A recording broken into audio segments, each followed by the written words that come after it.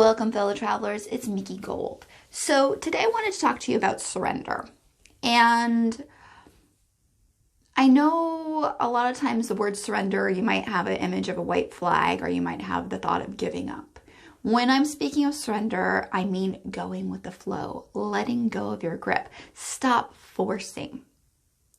When we force, we are wasting energy. Because there's some moments that we have, well, most moments actually, we have zero control.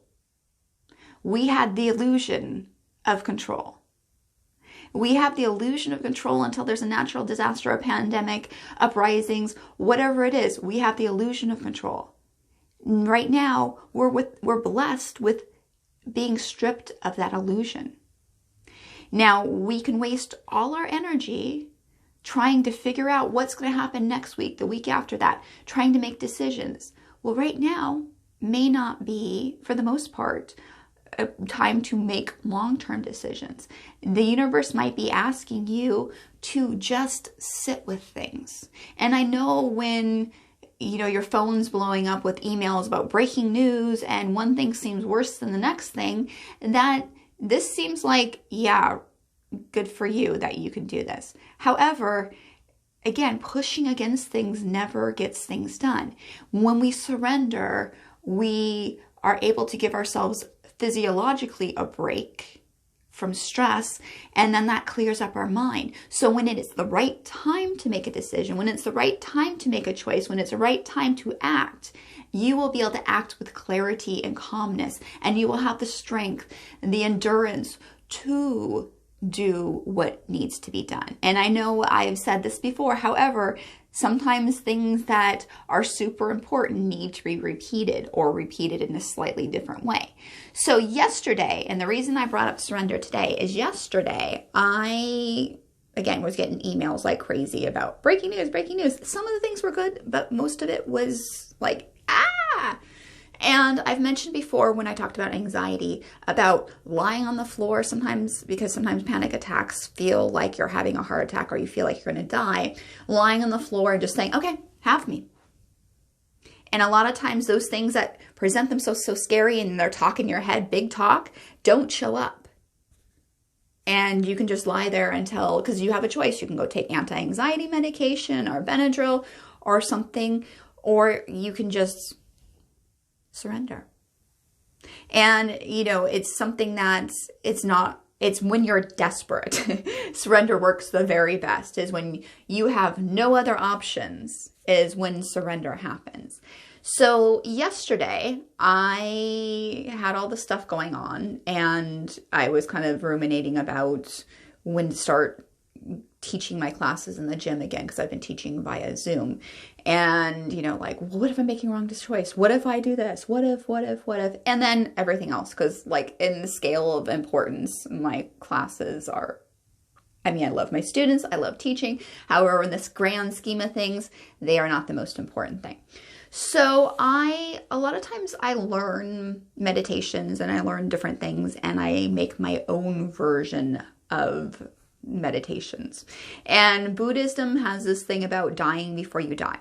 So preparing yourself, being ready, and, knowing that all things are impermanent and that the only thing that we, know for sure is that one day we will die and that our body is a shell, and not in a way that we disregard it and don't take care of it. Just like your car is just a car, but you take care of your car. Your house is just a shell over you and you still, fix the roof when it leaks.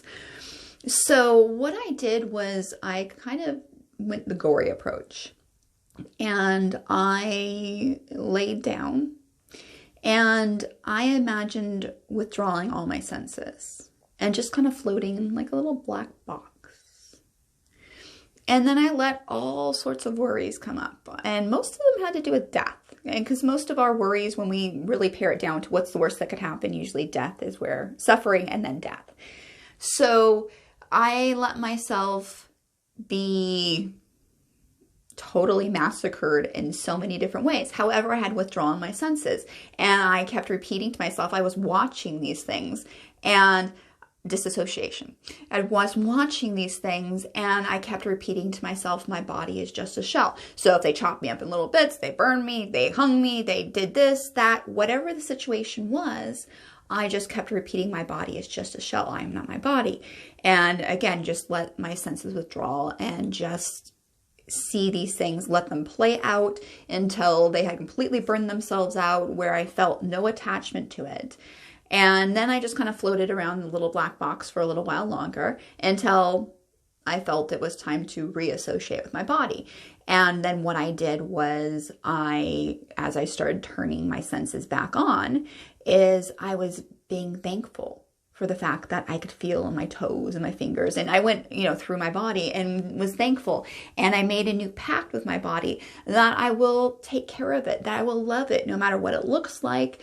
I will do and I will listen, and, being honored to be part of it. So I'm not suggesting that you take that extreme of a meditation or anything like that. However, it's time to let ourselves float. It's time to let ourselves relax. It's time to let go of trying to control anything.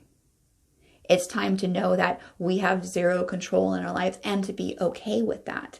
Because again, when we're okay with that, we can then, when the moment is right, when we need to act, when we need to make a decision, we have a clear head. Because when we have all this stuff going on in our head, first of all, our breathing doesn't go normal.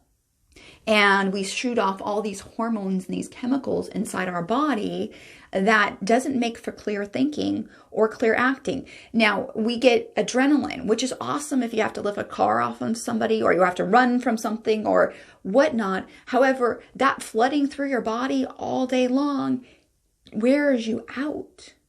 So when it's really time to, and if your muscles are always tense, you can't perform. So when it comes time, you're already worn out. You're already tired. You've already fought this battle how many ever times in your head.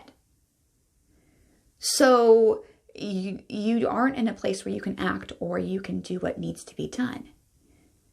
And there might be a million years between, not a million, but there might be quite a few years between now and your demise, or now and your worst case scenario.